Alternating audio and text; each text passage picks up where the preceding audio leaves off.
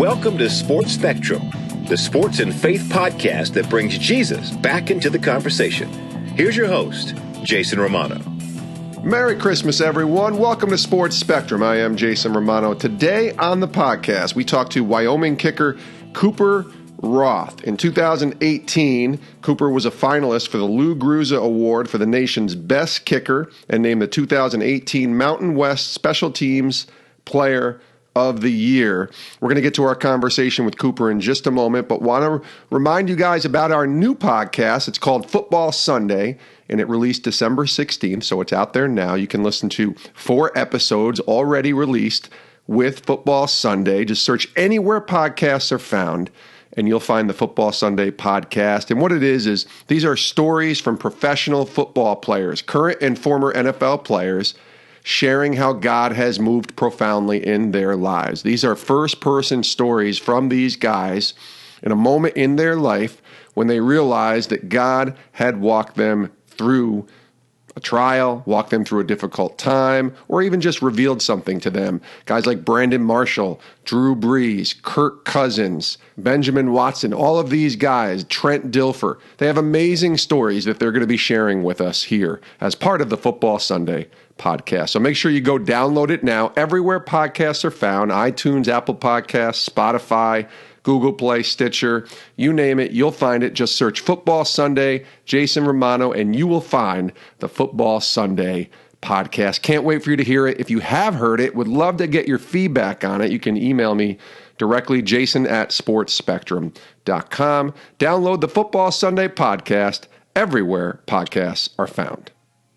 Happy to have Cooper Rothe with us here, the Wyoming kicker. He is the all-time scoring leader in Wyoming football history. In 2019, went 14 for 20 in his senior year. He wears number 40, which I didn't ask him this, but that's such an interesting number for a kicker. College is, you can have guys wear really whatever number they want, and Cooper as a kicker wears number 40, but he's had a great career. It's winding down. He's getting ready for his final game of his senior year and of his college football career at the Home Loans Arizona Bowl on New Year's Eve against Georgia State. Take a listen to Cooper Rothe, Wyoming kicker. Let's hear his story and his journey on Sports Spectrum.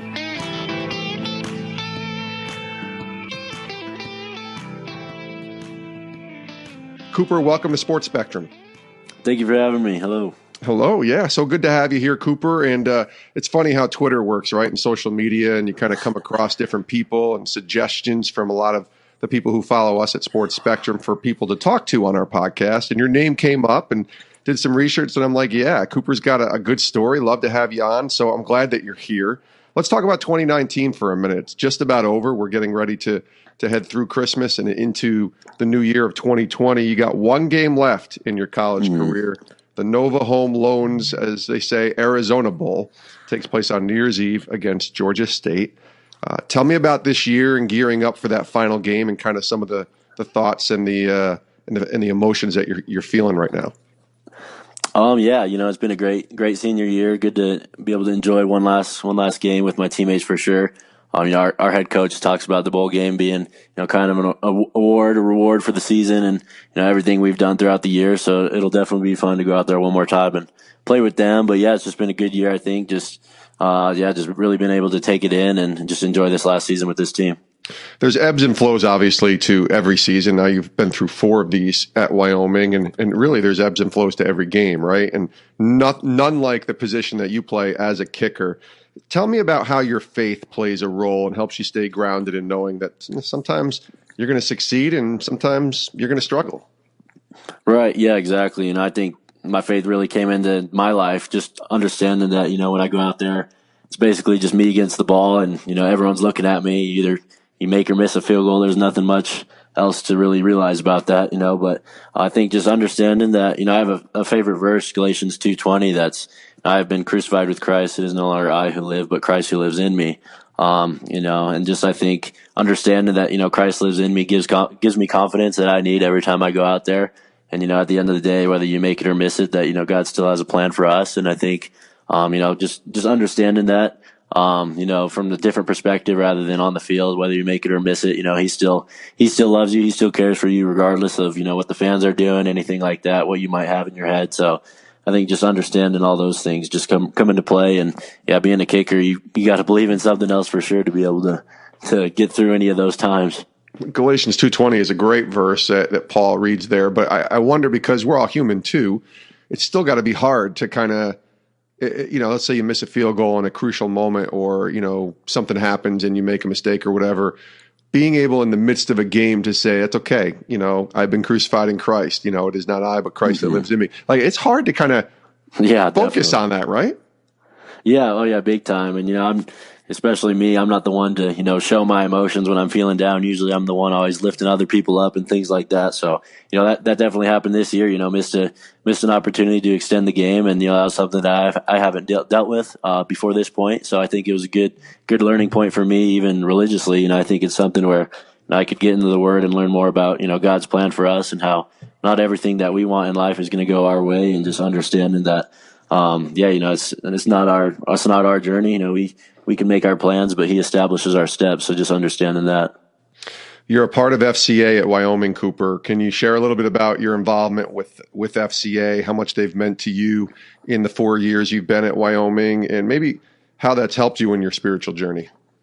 Yeah, for sure. Yeah, FCA has been huge for me. I started going my freshman year ever since I heard about it. We had it in high school a little bit, but I was more just going for, the free food they said they would have there. And our head coach was the guy, so I figured I might get more playing time. But yeah, in college, I would say I started to take it more serious, and I kind of have the, my brother's keeper mentality of, I'm going to invite anybody I can, whether they say yes or no. The worst thing they can say is no. So I figure our goal is to, plant our seed and, grow and make disciples of all nations. So I think that's been my goal as FCA, and just being a leader, helping out them. Our head guy, Aaron Frood, he's been a big help for me, just kind of showing me the ropes in college on my own. I'm not super far away being from Colorado, but I just think he's been real helpful for me. And I remember he sat me down one time and just basically kind of put my religion in perspective. He sat me down and asked me, if God were sitting in front of you right now and asked you why you deserve a spot in heaven, what would you say? And it was kind of a trick question, because I started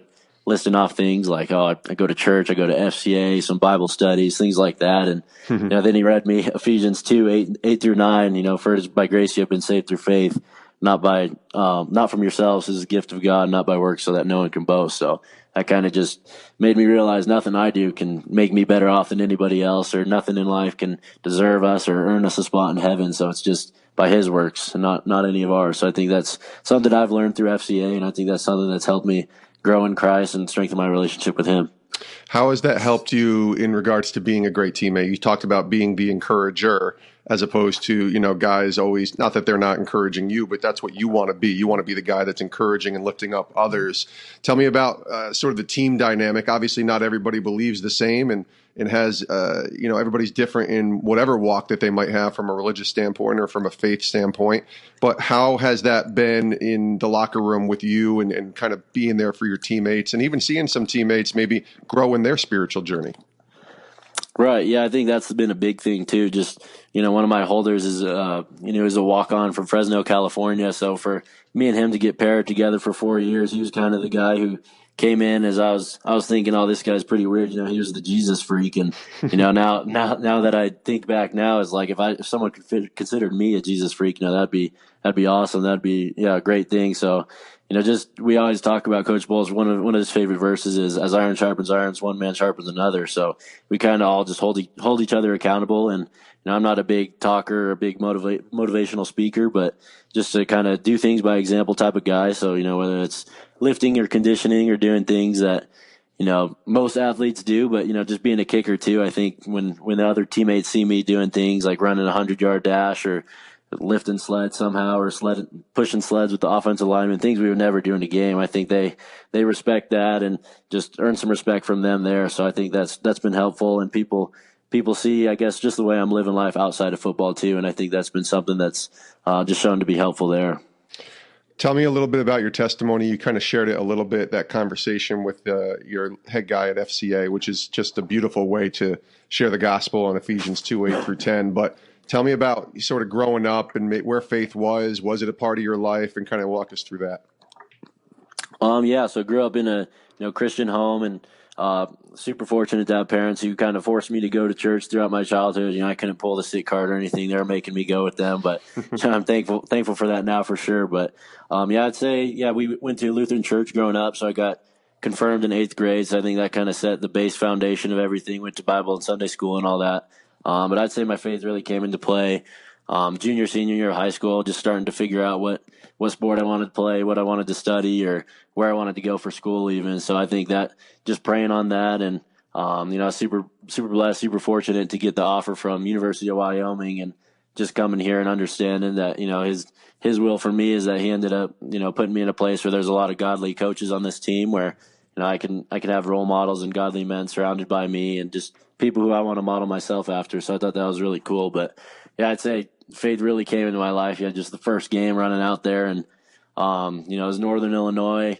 I think it was an 8:30 kickoff. All the hype was up just because Josh Allen came back and all that, and I think it ended up being like a 10:30 start because it was raining and lightning that day, and game ended up going into triple overtime. I had the chance to win the game, and at the end of regulation time, I made it. No one was cheering. I was wondering what happened. Kind of went blurry, and I realized they iced me. And then go out and miss the next one. So that puts us in overtime, miss the next kick in overtime. And then Josh Allen ended up doing some crazy stuff and winning us the game. So it's a win-win there. But, I think I realized a lot that, it's not going to be, all perfect story for me. Everything's going to come to an end, whether it be, making every single field goal. And that came the first game. And then week 2, 90,000 fans at Nebraska. I was pretty scared there. I think I went 1 for 3. So just understanding that, I need something more than just myself every time I go out there on the field. And that's where the Galatians 2:20 verse comes in, where I understand that, having someone, Christ, living in me, I think that helped me a ton, just not being able to, or just being able to focus more, not having that anxiety, stress, doubt, or worry, or just, also having, we always talk about the audience of one, where we don't care what anybody else thinks of us or what we're doing. But God. So I think that helped me put things into perspective there. I don't care how I look, or if I look goofy, or if things go the right way, or things like that. So I think that's kind of helped me there. You didn't always want to be a kicker, did you?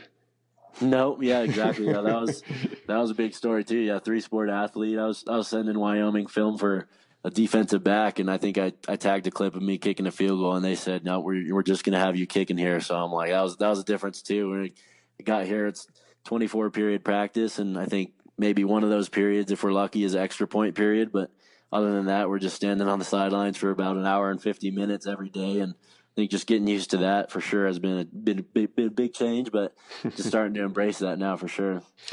Did you ever have that moment, though, on a kickoff where you turned into a DB and you're like, oh, I'm going to lay this guy out? Did you get one of those?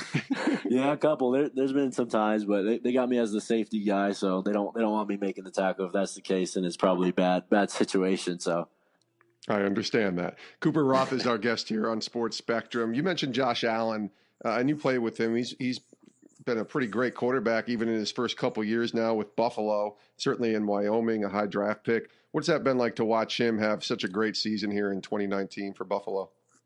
Yeah, it's been awesome. And I think, too, if you just know him personally, like I did, I think just the way he handles himself, he's super humble. He gives all the credit to, his teammates, his coaches, and everyone surrounding him. And, that kind of just molded me into the guy that I am today, just trying to take after him. But, yeah, it's been awesome. He's been doing a great job. He's gotten a lot better. Every year he was at Wyoming, he got better. So it's a big household name now, and it's pretty cool to just be on his team and be playing with him for a couple years. Yeah, I'm a Cowboys fan of a different type in the NFL, and he humbled my team very quickly on Thanksgiving Day, and the biggest stage you could follow watching football with the nation to watch. So it was quite humbling as a fan, but awesome to watch just as a guy who loves the game of football, to see how well he played. Now, as you are getting ready to end your senior year, I'm presuming that the NFL is a goal for you. Would that be fair to say? Yeah, that's definitely a goal, I would say, for sure.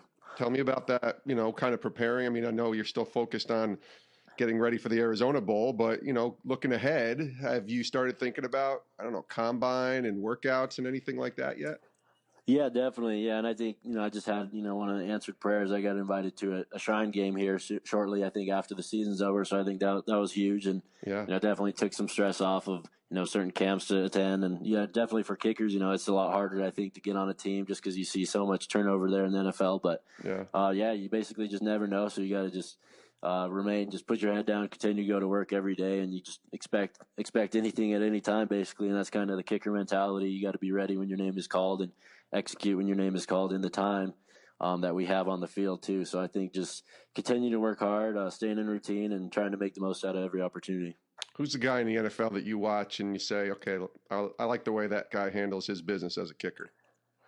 Yeah, I would say Tucker for the Ravens. I think is the guy, and I think obviously, or yeah, percentage wise, stat wise, he's the best guy. But besides that, off the field, you don't hear much about him. He just does his business, and Yep. I think Vinatieri's a guy too who's just been in the league for so long that I respect. I think that'd be awesome to be that old and be able to have a white beard and still be out there on the field playing. So I think that those are guys I look up to, and I think anybody who's made it. I talked to a bunch of guys.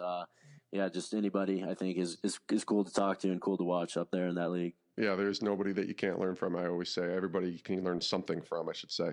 Right. Tell me about when football's over, and who knows when that'll be, because you say you put your trust in God, and that's great. So who knows? Maybe he takes it away from you tomorrow. You just never know. But what else would Cooper Roth like to pursue? Is there other ambitions and thoughts that might be under your sleeves there that you're thinking about? Yeah, exactly. Yeah, my dad is a CFP. I'm a finance major. Graduation is tomorrow, so I walk tomorrow. We got a little senior ceremony tonight. I'm headed to, but I think just somewhere there. Here at the University of Wyoming, they got a lot of connections. They said just throughout the whole entire just world, I guess they said, and just connections there and something with business. I think I could figure out, but just kind of living day by day. It's hard to trust his plan, hard to be patient. So I think just staying in the word, staying rooted, I guess, and just trying to figure out life as it goes. Just a couple more questions here with Cooper Roth from Wyoming. Tell me about the Wyoming Cowboys football fan base. You just watch games and you kind of see them from afar. I mean, I'm in Connecticut, the complete opposite other side of the country. Yeah. But describe what it's like to go out there on the field and play in front of that crowd. Yeah, it's awesome. We're the only 4-year university in the state of Wyoming, so we get people driving from all across the state to come see our games, and I think that's pretty cool. Just got a brand new facility sponsored by the Cowboy Joe Club and everyone who helps fundraise there, and just having the stadium packed full of Wyoming people, and you wear the shirt. People always say "Go Pokes" and things like that. I think it's pretty cool, and yeah, just being the only 4-year, I think everyone in the state knows who you are. There's not much else competition there, and the big one is the CSE rivalry. The border war is a huge one. We won that this year, so Yep. that definitely helped out some fans there. And yeah, just seeing them come out, I think they're awesome. They always bring energy regardless of the weather. They're out there in the snow, whether it's windy, 50 mile per hour winds, whatever it may be. They're out there, so that means a lot to us. What's it like to kick in elements like that? And some of the elements that you just described, obviously that's not a September game, but maybe it's raining. Yeah. But I mean, a cold, windy, snowy type of game. You mentioned Vinatieri, who's legendarily known for kicking that kick against the Raiders to beat Oakland with the Patriots, and it's considered still the greatest kick that's ever been done. I think a 48-yarder in a blizzard. Tell me about what that's like to try and kick in elements like that.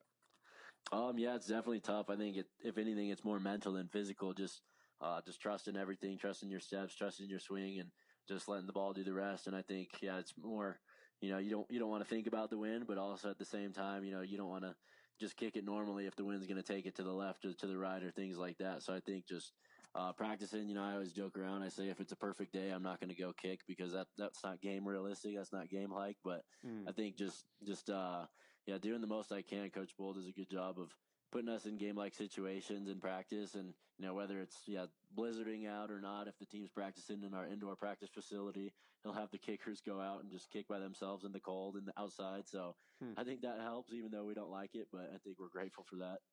So you've done that. You've gone out. It's been blizzarding out, and they say, "Okay, get out there, Roth. You got to go kick some kicks." And you've had to go kick in a snowstorm before in practice. Yeah. And what is that like? I mean, that can't be fun. Yeah. Oh no. Yeah. Because we warm up before the team comes out, so then say field goal period is period 18 out of 24. So you warm up, you stand on the sidelines for an hour and a half, and then you got to go kick. So, the balls are rocks, your foot, you can't feel it come off your foot or anything like that. But I think just at the end of the day, just trusting your swing, trusting everyone else is going to do their job. The long snapper and the holder just have just as much of a hard job as I do. So I think trusting them in that and just hoping the rest comes together. That's crazy. That is simulating a game, though, I guess, if you're standing around for an hour and then it's like, okay, Yeah. You're called upon, let's go out there. You don't have a whole lot of time to think and you got to go kick it, and it doesn't matter what the elements are. So Exactly. That's really interesting. Cooper Rothe has been our guest here on Sports Spectrum. Last question, Cooper. Thanks so much for your time. We asked this question to all of our guests here on Sports Spectrum. You may have kind of answered it already in some of your answers, but I think I'll just ask it again and maybe a different answer comes to mind. What is the Lord teaching you right now? There's a lot going on in your life. You're about to graduate. You're about to walk. You're about to finish out your college career, maybe the NFL in the future, professional football, uncertainty, all that. What are you learning from the Lord right now, where He has you in the season of life you're in?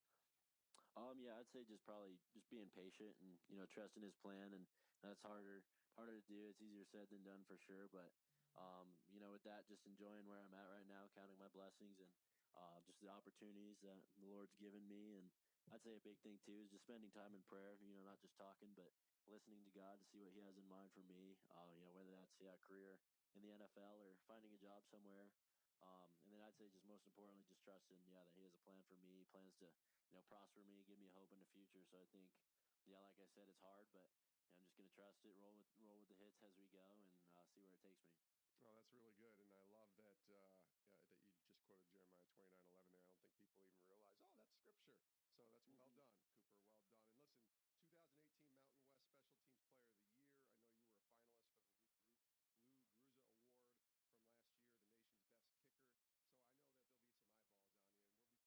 Congratulations on graduating. That's a very big deal, and probably more bigger than the football